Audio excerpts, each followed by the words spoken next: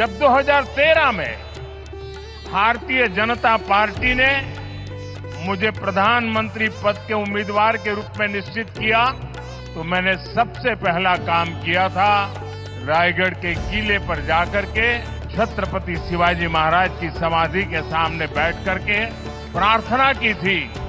एक भक्त अपने आराध्य देव को जिस प्रकार से प्रार्थना करता है उसे भक्ति भाव से आशीर्वाद लेकर के मैंने राष्ट्र सेवा की एक नई यात्रा का आरंभ किया था।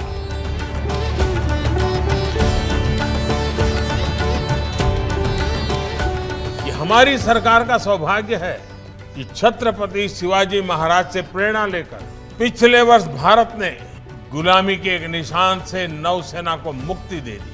भारतीय नौसेना के ध्वज पर अंग्रेजी शासन की पहचान को हटाकर शिवाजी महाराज से प्रेरित उनकी राज मुद्रा को जगह दी गई है। अब यही ध्वज नए भारत की आन बान शान बनकर समंदर और आसमान में लहरा रहा है।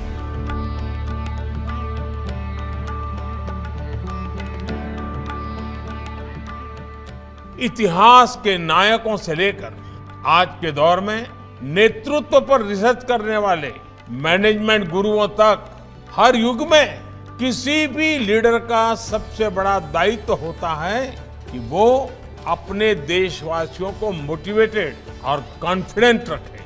आप छत्रपति शिवाजी महाराज के समय देश की परिस्थितियों की कल्पना कर सकते हैं। सैकड़ों वर्षों की गुलामी और आक्रमणों ने देशवासियों से उनका आत्मविश्वास छीन लिया था। आक्रमणकारियों के शोषण और गरीबी ने समाज को कमजोर बना दिया था।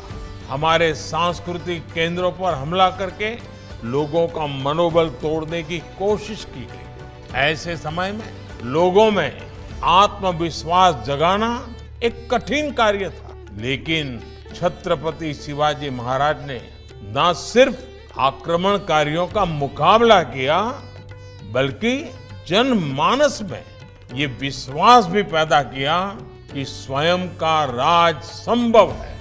उन्होंने गुलामी की मानसिकता को खत्म कर लोगों को राष्ट्र निर्माण के लिए प्रेरित किया।